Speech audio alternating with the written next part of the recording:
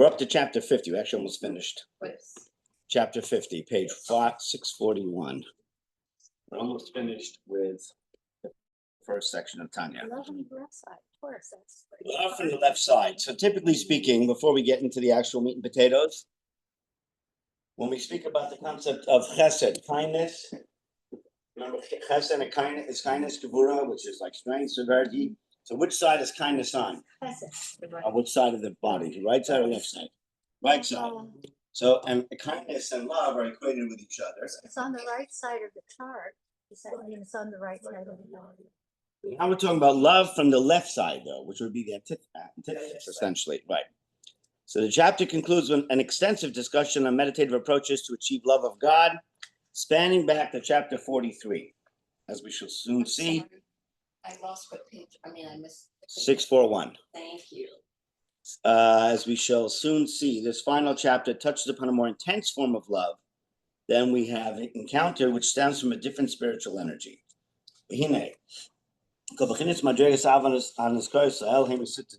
All the types of love or levels of love we mentioned until now, have what they have in common is that they come from the right side. You know, if you talk about, remember the treat like the spiritual energy is a zero. So this is my right, okay? You have chesed, kindness, gevura, tiferet, netzach, hod. Okay, so the sides of kindness / love are all represented on the right side. And love, which is an experience of closeness, is usually associated with the right side, which is that of giving, generosity, kindness, and the like. So he says, and the right side is associated with the figure of the priest, of the Kohen, who according to Kabbalah is a man with the energy of chesed. That the Kohen represents the concept of chesed according to the Kabbalah. What about Aaron? So Aaron was the epitome of chesed. Oh, Shalom, he's been a love peace, pursued peace. He was the first marriage counselor in Torah, anyway. The priests were responsible for drawing God's presence, which is the divine or the Shekhinah, to rest in the holy temple, an activity associated with the right side of bringing things closer together. This is because the priests themselves possess the soul energy of chesed. In the Nikra is kesef hakadoshim, and all these levels of love are called by the Zohar silver, or kesef is the Hebrew word for it, of sacred gifts, page 642. So he explains, the word kesef, or silver, is related to the phrase, you longed so much, the word nichsof, which etymologically is connected to the word kesef, or nichsafta. You long so much for your father's house, suggesting a longing for closeness and love. So in our chapter, however, we're going to discuss a different type of love, which is associated with the left side, which is that of gevura, not the side of chesed, which we studied until now. But there's another type of love which surpasses all of these. It's the higher love, as he calls it, from the left side, which is compared to gold. Gold being that of superior to silver. The gold surpasses silver. And this higher, a golden love, is like a love, a flaming fire, which comes from the energy of the heavenly gevura, the left side, that of the strengths of the, which is equated with the idea of fire, gevura. So Kabbalistically, what does that mean?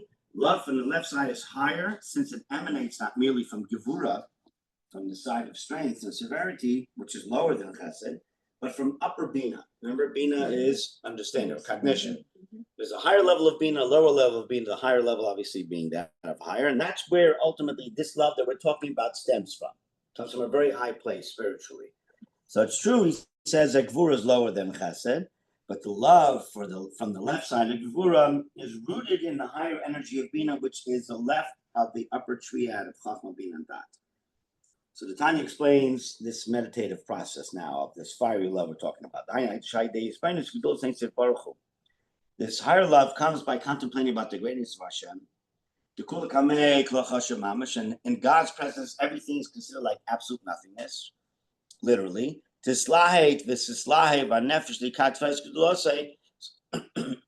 your soul, it says, will ignite and become a flame for the glorious beauty of his greatness.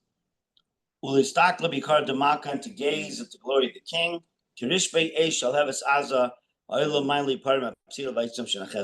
With the love, like flaming fire and intense flames, that ascend upwards to detach themselves from the wick or the lumber on which they are grasped. So typically speaking, when you look at a flame, what does it do? When a flame flickers, what does it look like it's trying to do? Essentially, almost to jump off its wick, right? It's flicking, it's constantly going upwards. You don't see fire by nature going downwards. Why? Because it's explained more Kabbalistically, because it's trying to return to the source of fire, which is above. That's why ultimately the nature of fire is to go upward, even though it's lighter than air scientifically, which is why ultimately it goes up. It's a gas at some point. So similarly, a fiery love is so powerful that it makes your soul want to, quote, run away to God and leave behind your bodily existence, which is your wick. It's holding on to your soul. Such an intense emotion comes from the realization that bodily existence makes real closeness to God impossible. You can only gaze at the glory of the King when detached from the body. So why? Because when the soul is so deeply attached to the body, what ends up happening? The body, to a large degree, corrupts the experience. It has temptations and lusts which are not in line with what the soul ultimately wants. And it inhibits the soul's ability to have this fiery feeling of love to God. Gets clouded. So when is the soul able to have this experience? Sort of when it detaches itself from the body. Now, if the soul detaches completely from the body, what do you have? You have someone who cashed in the round trip ticket. They're not coming back. It's a one-way trip. Okay? It's not like you can leave and come back. It doesn't work that way for the vast majority of people.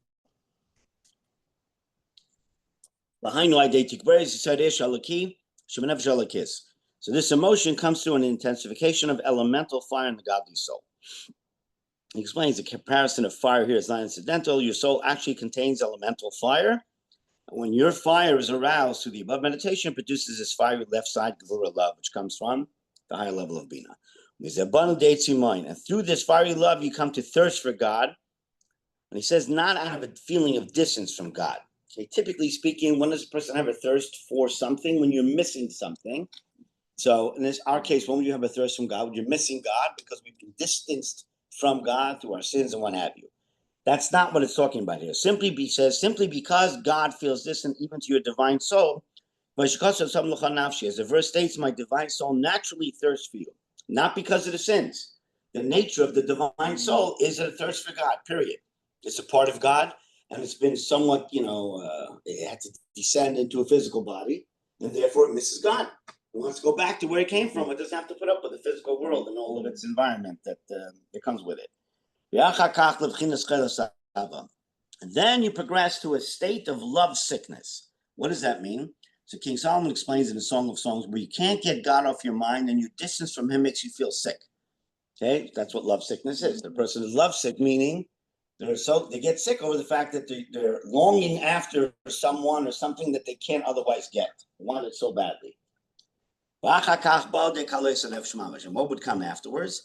An actual soul languish where your soul desires to depart from the body. As the verse states, my soul longs, indeed it languishes. So this is not something you should try at home. Is that like the two sons of Aaron? So yes, so the two sons of Aaron, but they did something to warrant that experience. Mm-hmm. They had such a strong longing to connect to God, so they went in with a foreign fire. They weren't supposed to go into the Holy of Holies. Mm-hmm. And ultimately it says that a fire came, for those unfamiliar, came down from heaven, entered their nostrils, and killed them. But again, you say, well, they shouldn't have got in. I mean, the Holy of Holies is only meant to be accessed by the high priest and Kippur or whatever it may be. You can't just walk in anytime you want, even if you want to walk in. Mm-hmm. So yeah, you're right. They shouldn't have done it, and they paid the price for it. But the desire, the longing, was because they wanted to have this greater godly experience, almost otherworldly to a degree. Listen, the reality is today they have other modalities that people use to have a little more of an otherworldly experience, whether it's mushrooms or what have you. You go to Machu Picchu or that doesn't last as long though. You get the shrooms when you get the whole experience to remember what you did in life, what you didn't do in life, your whole history, whatever it is. And there's various other modalities people have used and continue to use. That's not like Halais Nefesh is ultimately. Okay, it's not taking a foreign substance into you to somehow, however they recall, however the visions come about. There's, I may have told this to you in the past, but tzaddikim, great righteous people, can experience something equated to kales nefesh, the languishing, where the soul basically wants to leave the body. So there's a famous story in the Talmud of 4 great sages who entered the Pardes, as it's called. Okay, so one of them became great sages, but one ultimately became crazy. It was too much. The spiritual energy was too intense. One became crazy. One became a heretic. One died. Literally, his soul left him because it didn't want to come back to the physical world. The only one that went in peace and left in peace was Rabbi Akiva, the famous Rabbi Akiva. So, on a more anecdotal note, the Rebbe, I don't know if you ever studied Hasidic discourse, a mimer. So the Rebbe when he had a farbrengen, it was called like a gathering. So the Rebbe would give a talk. It was called a sicha. Sicha literally means like a talk, and he would speak for, I don't know, say 20 minutes, half hour, or sometimes a little longer. Then there'd be a break. They would sing a song. All the Hasidim, we're talking about thousands of people there. Okay, they'd say l'chaim to the Rebbe, and then the Rebbe would say the next sicha, etc. Back in the day, there were times where the Rebbe would recite a Hasidic discourse, a mimer. A discourse is profoundly, usually deeper than a talk, so to speak, like giving a Dvar Torah or whatever it may be. It usually dealt with more Kabbalistically inclined subject matters and the like. So once they started to broadcast the Rebbe's Farbrengen via satellite, which I think was around 1980, if I remember correctly, it was like brand new technology where you can watch live what's happening, here in Los Angeles, happening live in New York. And everybody takes it for granted nowadays, but as you all sitting in this room know, that wasn't around. And I think it was around 1980, if I remember correctly, like the first Farbrengen was broadcast live. It was very expensive at the time, but they had set up various camera pods around 770. Some of them were like on ledges. They built these little stands, if you will, for the cameraman to be higher up than everyone else at different vantage points to have different angles. One of them was positioned behind the Rebbe, not right immediately behind, but on the wall behind the Rebbe, say about 15 feet back from where the Rebbe would sit on like a podium that was higher up. So his camera was able to see basically whatever was going on, like behind the Rebbe and, like the Rebbe's hands and the like. It had that vantage view, obviously, and everyone else sitting in front of him. So, and this was a well-known thing in advance, but and by Chassidim before this even happened. But what would the Rebbe do? When the Rebbe said a Maimar Chassidic discourse, you can see the Rebbe take out like a handkerchief, and he would wrap his hand before he said the Maimar. Only when he said the Chassidic discourse, not the rest of the talks that were given, which can be very lengthy and some very deep as well. When he said a Maimar, a Chassidic discourse, it was preceded by a particular melody, a nigun, which was sung by all the Chassidim. Everybody would stand up when the Maimar is being said, except for the Rebbe himself. And the Rebbe would recite the entire discourse with his eyes closed. And it's almost like you felt like the Rebbe was there. You see him. I mean, obviously. He was there, but not there. It's like he was there physically, but his soul was, I don't know where, somewhere else. And the Rebbe, it is known that he would tie this handkerchief around his hand during that time period so to keep him hold on to something physical during that great godly experience of reciting this Hasidic discourse. So most of us don't have that problem, I would assume. Maybe it's an assumption, but nonetheless. But still, the Rebbe was a physical human being. I saw it myself on the video. I was never standing behind the Rebbe that way, but you can see it on the video clearly, what the Rebbe was doing. But it was known from beforehand, and the Hasidim who would stand closer to the Rebbe during Farbrengen were able to observe this as well. So you say that's No, the level of love, I don't know. I mean, far be it for me to assume, possibly, but obviously it created an amazingly great yearning from the Rebbe for his soul to want to fly upwards. You know what I mean? So someone like that, someone on that level of sainthood is the wrong word to use, right, in our language, but someone on that level, someone as sanctified as that of the Rebbe, was able to sort of be otherworldly, and yet still stay down here. yeah, I'm trying to figure it's sort of like a dangerous relational love that we're talking No, so the love itself is not. Yeah. If you keep it there, we're going to see shortly what this involves. It's basically it's like going and returning, like in flux, back and forth, back and forth. You leave, come back, but the intention is always to come back. So, for example, there's a famous story of the Baal Shem Tov, the founder of Hasidism, where it says that he ascended to the palace, if you will, of Elijah the prophet in heaven. When he was still down here in the physical world, he would have these otherworldly experiences where he was physically in one place, but his soul had gone to wherever it may have been. And as the story is told by the Rebbeim, it's not just some sort of fairy tale. He asked Elijah the prophet, "When are you going to come to herald in the coming of the Mashiach, the righteous Redeemer?" And he answered him, "When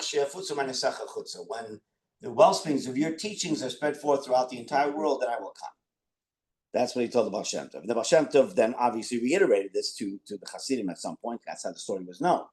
But the Baal Shem Tov had the ability to be here physically, and then his soul went up and came back, and it wasn't just a one-way trip. The vast majority of anyone else who would try, quote unquote, to incorporate this in their life, the soul would leave and that's it. They wouldn't want to come back. Question Did from he the ever audience. Tell you guys what had happened to him, what he had seen? Did you? The Rebbe, no.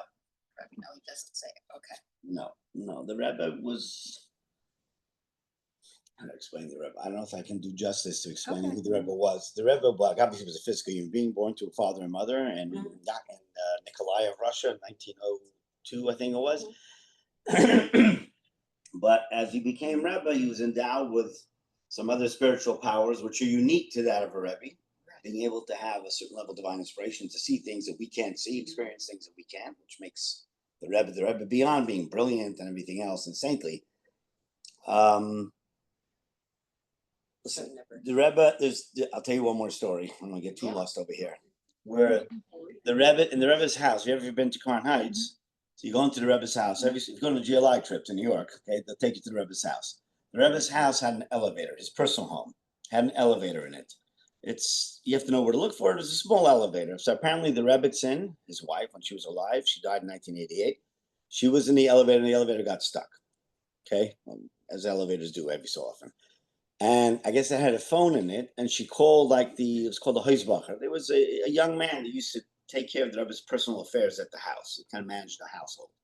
So she called him and said, "Help me out. I'm stuck, and the elevator's stuck somewhere between the floors. I can't get out. And you need a key, though, to be able to somehow manipulate it."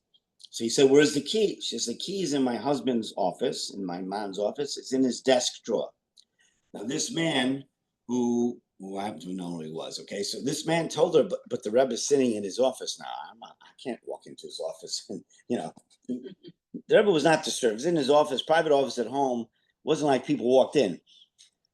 So she said to him, "Don't worry that my husband won't notice." Said, "But don't walk through the front door. You can take a ladder, climb up to the second story, open the window, okay, and you can take the key out of his desk and you won't disturb him." He was like, this is not something he wanted to do. But the Rebbetzin told him this is what it is. And she vouched, he will not be disturbed. So he tells the story that he did. He took in a ladder and he went up to the second floor and came through the window. And ultimately, the Rebbe was sitting there, like transfixed on something. He opened the drawer, took out the key, closed the drawer, and left. And the Rebbe didn't flinch.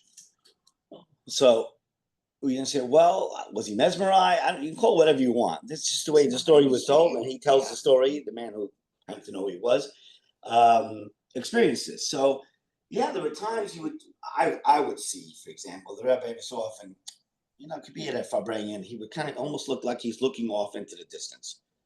He's there, you know what I mean? There's thousands of people there. You get that stare where you just kind of, and you just knew that something was happening somewhere in the world at that time, which we were not privy to, that the Rebbe was able to attach himself to and do whatever he had to take care of and the like.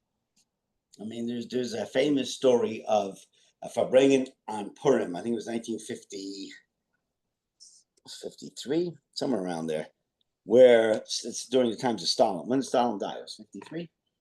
Anybody remember? I think it was around there. Let me look it up. But I think, anyways, it was a Farbrengen on Purim. I think it was 1953, but I had to check. And at the Farbrengen, the Rebbe told the following story. It was Farbrengen on Purim. And he told the following story that there was once a chassid in Russia who, when it came to voting, he had to vote for elections. So the Rebbe at the time, not this Rebbe, one of the previous Rebbe, told him that he should go and vote. It's important that he cast his vote. This chassid knew nothing about voting. He was living in a different world, and didn't have voting booths like we have here today. But if the Rebbe told him to go vote, so then he got ready. He went to the mikveh beforehand. He put on his gartel, you know what I mean? Like you get ready for prayer because the Rebbe told him he's doing like a godly thing. So he came in and he comes into the voting hall or booth, whatever it may be, and he hears people that are chanting, hurrah, hurrah, like, you know, hooray, basically, but in Russian, say hurrah, chanting and sort of celebrating who they hope was going to win the election, their candidate. So he saw everybody else saying hurrah, hurrah. So he thought it was part of the ceremony. He had no idea. No clue. He was completely foreign to this. They were screaming hurrah. He screamed hurrah also, you know, whatever was going on. So the Rebbe tells the story, and then it was sort of indicative that everybody should sort of say the words hurrah, hurrah, hurrah. The words hurrah in Hebrew means he is evil. Who means he, Ra is evil. The Rebbe at the Farbrengen, I think the Chassidim said it at the Farbrengen itself, the words hurrah 3 times. And it was found out probably within a week or so later that Stalin had died at that moment. Okay? They didn't tell everybody when Stalin first died. It was like any Russian leader. Right. But it took a few days till it came out. But ultimately, they found out that that's ultimately when he died.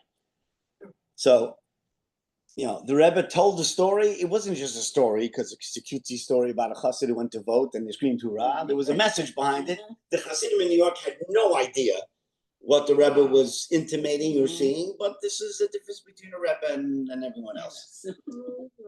He is. Exactly. Okay, so moving back to what I was trying to say. Yes, we're talking about the flame of Scooby to get distracted. When Stalin died, yeah, I think everybody was excited. Okay. V'hine mikan, I'm up to page 544. V'hine mikan, yatsu sheresh, halavim lamata. And it is from here, the heavenly gvuros of upper bina, that the spiritual root of earthly Levites is derived. A higher source than the souls of the priests, which are rooted in chesed. So he explains here that the souls of the Leviim, which is a step down from the Kohanim, come from a higher place than that of the Kohanim themselves. Why the Levites, whose rank is lower than the priests, associated with a higher energy? So Tanya clarifies, in the future, when Mashiach comes and the world will be elevated, the Levites will be elevated to the rightful place, which means becoming priests. So it seems that ultimately they will replace the current priests. That the priests that are now Kohanim will become Leviim, and the Leviim will become the Kohanim. They all come from the same tribe of Levi. So the status of the current earthly Levites does not reflect their superior spiritual root in the heavenly Gevuros of Bina. This is because the world has not yet been elevated to the point where the physical world is an accurate reflection of its spiritual source. Shomer Ravizal. And the Arizal, Rabbi Isaac Luria, who lived about 500 years ago, probably one of the most famous Kabbalists in the last 500 years, commented on the verse, and the priests and the Levites, that those who are currently Levites will in the future become priests. So the Arizal's teaching that the role of Levites and priests will be changed seems to contradict the basic principle of faith, that the laws of the Torah will never change. When Mashiach comes, that is. To clarify that this is not the case, the Tanya stresses that those who are currently Levites will, in the future, become priests, meaning the souls of the current Levites will, in the future, be reincarnated into priestly families that come back as priests, as Kohanim. No law will change. It's only that a person who will be halachically born as a priest will, in his essence, be a Levite and vice versa. Spiritually, the priests and Levites will swap roles, but this transformation will not require any legal innovation. Yeah, he's going to smoke. Yeah. And the worship of the Levites was to raise, they played music and they sang, right, in the temple. So raise their voice in joy and gratitude, as it says in Psalms, in song and melody, tunefully and pleasantly. Music being so intense that it sometimes evokes the contradictory emotions as the energetic cycling of the angels, which were first running and then returning. This is the whole idea of their souls, like of wanting to leave but coming back. It's called Ratzah Show, running and coming back. So when the soul have anything to do with Jacob's ladder, or that's different? That was the angels going up and down. This is okay to some degree, but yes, no, there's some semblance to that also. Yes, you've done a lot of reading. You know, yes. I don't know if everybody does it. You know that. Now everyone knows. Nice. Really far. Shibechinas ava aza zug shall have us eitzim and abazak. Kinis v'gemara perik beis chagiga. This is a type of love so strong that it's like the flame emerging from a crucible, as the Talmud states in Tractate Chagiga, chapter 2. V'yev shelavari in zehit of michtav. This experience can't be explained properly in writing. Rakalish nova v'nava, in every man, and with a wise and understanding heart, Hamaskal davar mamge kasha dati v'tfuras b'Hashem, who thinks about the matter and delves deeply to connect his das, his knowledge and his cognition, his bina, to God, will find goodness and light hidden in his intellectual soul. Each person according to their capabilities. Because one person will be moved in one way and someone else in another way. So the Tanya stresses here that we are speaking here of an advanced meditation carried out by a pious worshiper and not by someone who longs for closeness to God because of his sins. So the nature of the soul by itself is to want to connect to God, not because he sinned. That's not what the longing is there. So it's not that he wants anything in his life. He just wants to be with God. Exactly, correct. So such a level can only be reached first after having the reverence necessary not to sin. That's step one. The Yosumi Rabbi Tachlis, as it says in Ethics of Our Fathers, to utterly turn away from evil, or in Psalms, so that there will be not a situation of your sins where a separation between you and God, God forbid. Okay, so that's this level of love that we're talking about.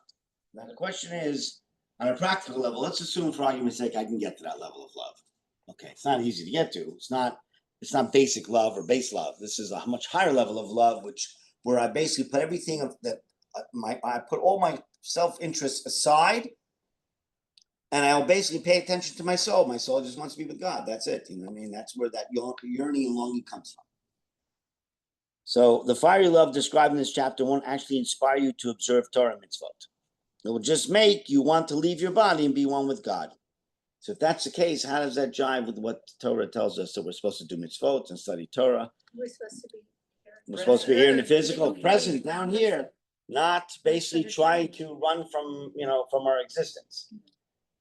So while fiery love won't inspire direct observance, it will prompt a rebound emotion, or the returning, as he calls it, following the running away to God, a concomitant desire to live in this world in a body. It's this returning that will propel you to observance, as Tanya will now explain. So in other words, you're going to have, yes, there'll be that yearning. Have the desire. I just want to get in. I want to get into that great spiritual space. I'm assuming people who do meditation, practice meditation of sorts, whatever it may be, if you get into a deep enough meditative state, you almost don't want to leave. You don't want to leave there. It's peaceful. It's celestial, otherworldly, whatever terms you want to use, okay? Find an adjective that works for you, and that's how it is. And with people who are adept at davening, at praying with meditation, how can they pray for hours? It seems like, come on, really? How do you have the patience to sit and daven for hours and hours? It doesn't take that long to read the words. But they get so deeply into the experience of what they're reading and connecting to each word, they don't want to leave that spot. It's like you hit, utopia. Why, if I can live in some sort of utopian mood, if you will, why would I want to leave that willingly?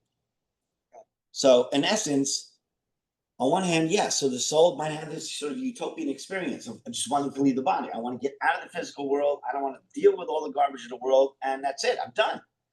But that is not why Hashem created us. That's not what he created us to do. He created us, yes, to have a yearning, and a longing for him. But at the same time, with the running away, there has to be the return. I wonder, I just had a thought, it's not a Jewish thing, it's a universal thing with people. Those near-death experiences where they're walking towards the light and they want to go there, but something tells them they have to go back into the light. Yeah, maybe that's Hashem's thing, you have more work to do. People talk about it, I don't know. But it's. Thank God I've never been there. Yeah. What? We loved it. I'm saying that people No, talk not about. even then. She just said, I don't. I can't speak. So I can't speak to something I never. Right. There's no one. You can't empirically Oh, but improve it. it's just It's something. a personal experience. Yeah. It's not really the same thing, but in a way it is. Maybe that- it is Hashem sending those people back to the world. Right. Tell you a funny anecdotal story along these lines, slightly different. You ever listen to Rabbi Gordon, Josh Gordon, classes from Chabad of the Valley? He has like Tanya online, and just all kinds of classes he teaches online. Sadly, he died. Chabad of the Valley. He started Chabad in our valley, San Fernando Valley. Oh, the San Fernando. Yeah, so Rabbi Josh Yeshua Gordon, he started it. Sadly, he died young. He died 63, so a couple of years ago. But he recorded a lot of his classes, and they're constantly being played on Chabad.org. A lot of his teachings. He was a blessed orator, and he just was very good. So his grandfather was a gabbai in 770 in the times of he goes back to the times of the previous Lubavitcher Rebbe, even the fifth Lubavitcher Rebbe, and then our Rebbe. He lived in that time span. He died, I think, in like 69 or somewhere around that. I don't know, I forgot exactly what year it was. But bottom line is, somewhere around like around 1960 or so, he was at a farbrengen with the Rebbe, and apparently he fainted, passed out. So there was a strapping chassid, his name was Michael Raskin, who picked him up and took him out, basically took him upstairs and had a doctor examine him. He fainted. I guess the doctor was able to revive him, whatever he did. And a few hours later, he came back downstairs to the shul for mincha. He felt better. So he walked into mincha. The Rebbe went like what happened? The Rebbe noticed that he fainted. What happened? So he was known to have a great wit, this Rabbi Yochanan Gordon. And he told him in Yiddish, it's much better in Yiddish, but I'll translate it in English. He says, in Gan Eden, mir haben sie nicht gewollt. In Gan Eden, Garden of Eden, they didn't want me. They wouldn't take me. In Gehenim is verschlossen on Shabbos, and hell is closed on Shabbat. So, und der haben sie mir zurückgeschickt, and therefore they sent me back. So I'm here. That was the Rebbe. And the Rebbe laughed. Okay? So he had a certain wit and relationship with the Rebbe to be able to talk this way. And that was the answer. Garden of Eden wouldn't take me. Hell's closed on Shabbos, so they sent me back. What else am I going to do? Yeah, it says His name is Josh. his Hebrew name was Yehoshua ben Yamin. Everybody knows Josh Yehoshua. Gordon. So Rabbi, Okay, if Josh one Gordon. passes on Shabbat. It says it is considered to be actually a very propitious, if not to be yet to choose, for a person who dies on Shabbos. It says in general, all the souls, Jewish souls, are taken out of Gehenna on Shabbos. That's when he said that Gehenna is closed on Shabbos. There is such a kind. It's not just a cutesy thing to say. The souls are taken, even those that are in purgatory, for the first 11 months or whatever, getting cleansed off after their trip down here. On Shabbos, it says they're taken out. And then Saturday night, they go back into whatever state they're in. They're taken out to the Garden of Eden. Oh, okay. Sorry? The place. No, not during the first 11 months or whatever it may be. At some point, yes, it is. But so on Shabbos, it's closed. Which is why when someone about the same Kaddish for a loved one, wants you to aspire to be sure to try and say Kaddish Saturday night during that first year or for that first 11 months, because it's painful for the soul to have you gone from purgatory out to Gan Eden. It's like you're on furlough in the Garden of Eden and then back to Gehenna again. So it acts as a form of consolation to the soul. Anyway, that's where this notion of Gehenna was closed on Shabbos comes from. So you're saying if someone dies during that 24 hours, right? It doesn't mean that they get a free ticket. No. But it's explain whatever it means that if someone who dies on Shabbos is considered to be more of a saintly soul and the like. Again, we don't get to choose. It's not like God says, so when is it convenient for you? You know what I'm saying? That is another thing he speaks about. If a person dies actually on their birthday, that they lived that full years. For example, Moses was born and died on the same day of the Hebrew calendar, 120 years apart, but nonetheless. Seventh day of Adar was his birthday, and the seventh day of Adar is the day that he passed away 120 years later. So you find it with some people, like the second Lubavitcher Rebbe, the Mittler Rebbe, as he was known, the son of the Alter Rebbe, the son of the one who authored this, was born on the 9th of Kislev and died on the 9th of Kislev. what does it mean exactly on a spiritual level? I don't know. You got to ask the guru. I'm not the guru.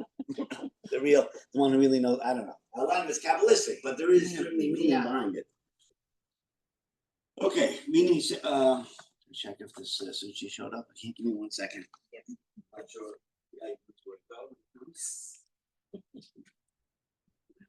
Today, 11 of yes. You know, they called me today. I haven't donated to the local scanner, but I get, texts on this, and someone called me here in the United States. Asked for a donation. Some lights in the parking lot at some point. Let me know. Okay. Wasn't in the place to do it. Because they called me back. We're on page 646. So now the way in which this intense love inspires worship through Torah mitzvah observance is indirect.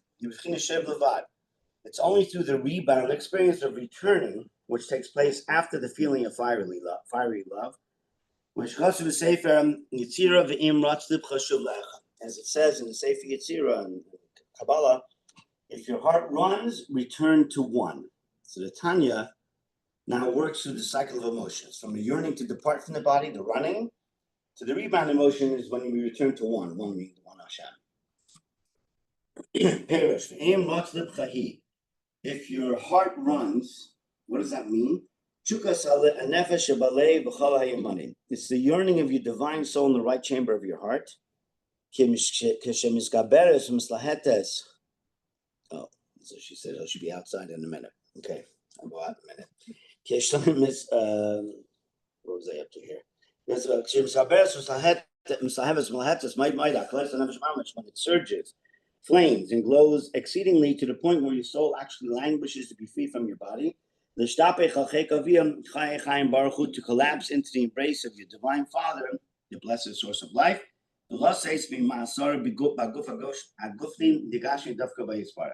and to free yourself from the imprisonment of your sensuous physical body so as to attach yourself to God. So then when you reach that state of running, in order to inspire the rebound emotion to return to one, take to heart the following teaching of our sages of blessed memory from Ethics of Our Fathers. Without your consent to live in this body, to keep it alive. No one asks you if you want to be born or not. In order to bring supernal life energy down into it from the blessed source of life, through the Torah of life, so that there should be a home for God's oneness in the lower worlds, our world, let's say, felt palpably as stated above. How do you make a home for God in the lower worlds? By Torah study and observance of mitzvot. That's how we build a house for God. So at the moment of your running, that's when the soul has this yearning to leave. Call to mind that you were never given the choice whether to live or not in this bodily life. God put you here for a reason, to carry out your sacred responsibility of observing the Torah down here on earth. You might desire to leave your body and unite with God, but God's will is for you to remain in your body and carry out the mission for which He placed you here. This is the emotion of returning. So the Zohar says that there will be. I guess the guys will tell you what to see. Okay, so let's hold that up for just a minute. Did anyone go to last night? Me? Yeah. Yeah. How was it? Yeah. We did too. So I still have reserves left. I was gonna say, I was hoping there'd be leftovers. She's very interesting. She's very deep. She talks very quickly. She's very knowledgeable about arts and very energetic. Sounds like A sushi. little Okay. fast. Sounds like sushi. Female sushi. Yeah, yes, she was. I think so. That thought came to my mind. Oh my Yeah, God. really? This will be faster than sushi. Very knowledgeable. Now for the divine experience. Oh. Yeah. We will return momentarily. I'm going to pass those Yeah, we around. wanted to put my husband to hydrate. He was so excited about it. So, I was asking him about the. It was an experience. I heard she's very nice. And Very that's- passionate. That's what everyone. What is it? Rabbi, where is this from? The sugar from sushi, which means crazy for sushi. Crazy position. That's what sugar means. The sugar. Yeah. Came from LA. Thank you.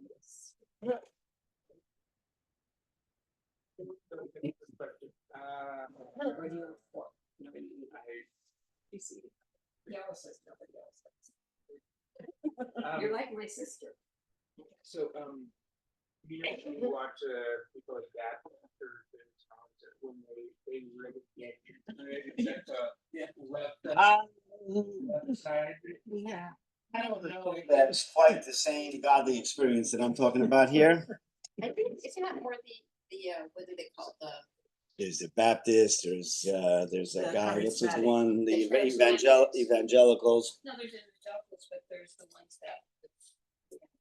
They When touch you on the Pentecostal. forehead and you get healed and the blind will see and the lame walk and, Yeah, that's what I was thinking. well. Okay, I'm not Walking sure in about the Waco, validity of right? some of that stuff, to be honest with you. While you enjoy, we'll make a bracha and sushi together. Baruch atah Adonai Eloheinu melech haolam shakol yah b'varo. When I was a rabbinical student in Florida, so myself and my study partner, Rabbi Fried, who's a rabbi in Manhattan now, were sent by Aleph Institute to visit Jewish prisoners on Hanukkah up in the prisons, like in central northern Florida. This is the middle of nowhere, Florida, okay? So one of the places we went to, I went to Stark, which is where death row is. It was interesting visiting people on death row, I say the very least. Anyway, make a long story short, while we were driving through nowhere, Florida, like Stark, Florida, near Gainesville, Jacksonville, these areas, we were listening to the radio. We had nothing else to do in the car. And the prophet Isaiah himself was on. The prophet Isaiah had a show and he was healing people on the show. You know what I mean? The people would call in and the prophet Isaiah just sent 1099 to the prophet Isaiah. And I promise you, you will see the light, the blind will see, the lame will walk. He's doing miracles one after the next. All these people are sending him money on the show. Okay. So we figured, okay, this is just too good an opportunity to give up. So we actually stopped at a payphone to try and call the prophet Isaiah. But by the time we got to the phone, the show was over. You know? But I wanted to call the prophet Isaiah. I mean, you know, you have all kinds of opportunities. But believe it or not, as crazy as this sounds to you and I, perhaps, there are unfortunately many, many people who believe in this and send their monies and what have you. And most of it's a bunch of crockery, you know, at least that end of it. Is there a level of spirituality in non-Jews? Of course there is. But the healing thing on the radio, as long as it's send money, you know, I'm a little dubious. There's different levels of that stuff, but I mean, it looks like some people really. Yeah, that's true. So they're having an out of body experience, what have you, all kinds of. I can equate this to. Okay, so I right. So that's because that's what they show on TV. You mean, right? Was it Benny Hahn? What's the guy's name? Oh, Dan is the best. And he had a. I was at Lord's once when they did have the perception. And where? You know, Lord. Lords. You know, Lords, yeah. So, Yeah, away. so Lourdes. water and all that stuff. It was even back in the, I would say, 80s or something. It's quite commercial. But I mean, but it wasn't anything like that. This is what I.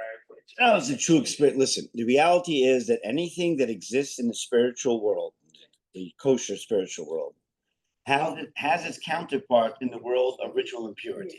Yes. So the classic example is, for example, who is the most famous non-Jewish prophet biblically to exist? Bilam, right? Torah has a whole Torah portion about Balak and Bilam, what have you. So he was a prophet. He was an anti-Semite. He didn't like Jews. But he drew his abilities, what have you. It didn't come from a source of holiness and goodness, obviously, but he had those abilities. The practice of witchcraft, the practice of the occult, as they call it, which is witchcraft and black magic, all that kind of stuff. Is it real? Well, it certainly existed at some point. The Torah explicitly forbids witchcraft and the like. The verses straight up. In fact, there's a 3-word verse in the Torah that says, "Mechashefa lo sechaya," a witch shall not live. So if a witch was caught practicing witchcraft, then they were put to death. So it was a biblical injunction. So they existed, obviously, at some point. Now, did the Salem witches exist back in Salem? I don't know if there was really witches in this House of Seven Gables, whatever it may have been. But at some point in the world, they did exist. Why were they able to exist? Because the ability to practice the occult, if you will, of whatever sort it may be, exists because if it exists in holiness, like with Moshe Rabbeinu, Lahavdil, or the holy prophets and the like, so then drawing from the parallel opposite of impurity, the power also exists. The question is, where is it coming from? Is it coming from a place of holiness or a place of non-holiness? So today, for example, fast forward, out of all the 1-800 numbers, work, where you have the magic ball or call whatever her name is, and she'll tell you about whatever you want to hear about in life. It's probably wasting, especially if it's 1-900, you're wasting a lot of money. Okay. But honestly, clairvoyance today, in the classic sense, does clairvoyance really exist? Are those who claim, I'm not talking about great tzaddikim, righteous people, I'm talking about your common, whatever, clairvoyant. Do they really have clairvoyant powers? So I wouldn't put a lot of money in there. If you want to have your palm read at Venice Beach, it's $5 good news, $10 better news. You know what I'm saying? And they'll pretty much tell you what you want to hear. That line, it's a long line. You want to live long. That's long lifeline over there. And money, oh yeah, look at that one. That looks like you're going to make it really good. A lot of it, they're telling you more or less what you want to hear. I don't know about tarot cards. I've never gone, obviously, to any of them. But as a Jew, should a Jew be going to these fortune tellers? The answer is no. Because even if they do have some sort of power of clairvoyance, which is possible, although most probably don't, but it's possible, it's not coming from the side of holiness. It's not coming from Kedusha. And they're drawing their power from the side of unholiness. And do you want to attach yourself to that? He was a prophet, as she spoke to. Right. But he was also, like you said, he was a clairvoyant. He was not an honest person because he told the king, Balak, yeah. he told Balak that he came to curse the Jewish people. But he can't curse. His curses would do nothing. Unless God allowed it to happen. But he recognized that. Yeah. He recognized that God would not allow him to curse them. Because he was a prophet. Because he was a prophet, he knew that, but ultimately. Still, he was kind of he was a shifty guy. Listen, I don't know that you wanted to marry a guy like that, but he was. Yes, he absolutely. was one of those people who. Not straightforward. Yeah, he was hoping he was going to be able to do it. Yeah, But he's it's gonna figure out a interesting. way to hurt. A lot of that story and the prophetic whatever stuff that he had, if you look at the commentary, a lot of it is in the sense is cryptically talking about the Messianic era. A lot of the verses in that Torah portion. Oh, really? Yeah, you look at the commentaries on about some of the stuff that he said. There's a verse that says, "Lezarm ki zarm kel," and it knows about the concept of God being angry. Does God get angry? Are there certain times where God gets angry? Yeah. So the Talmud and the Tractate of Brachot actually has a whole discussion as to when does God get angry. In other words, when a non-Jewish prophet like that of Bilam wants to curse the Jews, the odds of it being most successful in his curse are going to be when God's angry anyway. That moment where God would otherwise be angry, that's a good time to curse the Jews. So it says that Bilam knew somehow when God, there's a debate in the Talmud when it is. It's somewhere when I think first 3 hours of the day, and it comes out to be like 1/82nd or 86th of a second that God is angry once a day. When is that time? I don't know if anybody knows. So the Gemara, there's a whole thing in the Talmud when this is, and Bilam tried to, in a sense, attach himself to that time to be successful in his curse, which he didn't, obviously. But He didn't succeed. Yeah. But Obviously, that's why he thought he may have a chance to be Right. successful. Anyway, let's try and finish the chapter before we go anywhere else. Okay, Azai, I'm like midway down 646. Azai Zeis Yashiv Eliba Myra Sin is kind of rough. So then when you reach that state of running, in order to inspire the rebound emotion to return to one, take to heart the following teaching of our sages, a blessed memory. Without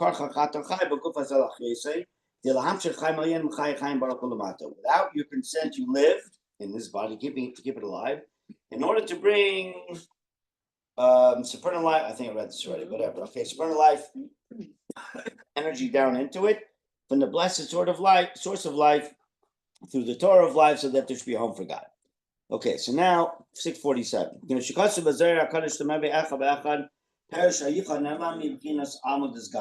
As the Zohar states, that there be one in the one, meaning that God's hidden oneness should be apparent as oneness in the manifest world, one world, through Torah activity down here in this world.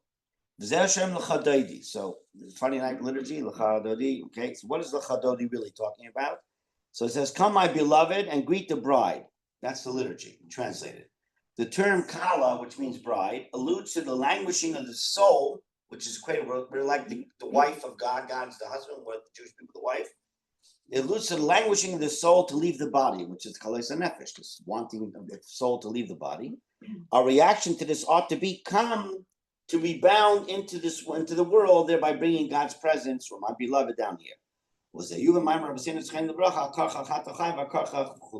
And this will help us clarify the teaching of our sages of us memory. Without your consent, you live, and without your consent, you die. And this is perplexing since there are two contradictory statements.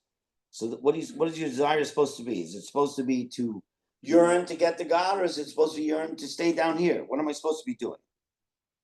So the Mishnah's first statement, without your consent, you live, suggests that at a peak spiritual moment, when you want to transcend bodily existence, you must come to the realization that God's will is for you to worship God in a body and return. So you must now live, even though it is without your consent. In other words, a person may not want to consent. Honestly, I mean, I hate to bring up sore subjects, but for example, God forbid, suicide, which halachically one is not allowed to commit. Okay, so why would somebody, God forbid, commit suicide? They don't want to be here in the physical world anymore, for whatever reason it may be. But ultimately, yeah, they're in pain and many other reasons. But ultimately, are they doing what God wants them to do? The answer is no, because God does not. Why is suicide forbidden? Because God wants us to be here in the physical world. Does God want us to suffer? It's not that God wants us to suffer. I mean, that's a personal sort of trip or endeavor that a person has to figure out how to deal with, or how to live with, or other people to help them out.